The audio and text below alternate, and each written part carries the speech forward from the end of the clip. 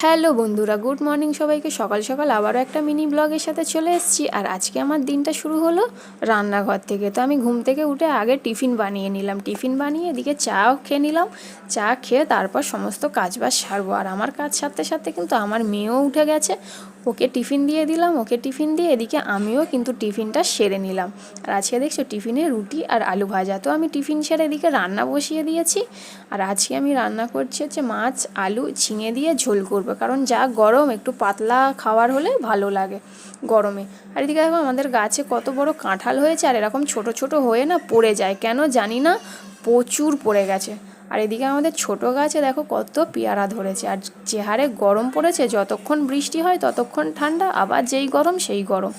আর এদিকে হয়ে গেছে বিকেল, আর আমার মেয়ে চলে গেল পড়তে। তো ওকে পড়তে দিয়ে এসে দেখি আমার বর মাখিয়ে রেখেছিল মুড়ি। তো চলো মুড়িটা খেয়ে নিই। টাটা, সবাইকে ভালো থেকো। আর ভালো লাগলে সাবস্ক্রাইব করে নিও।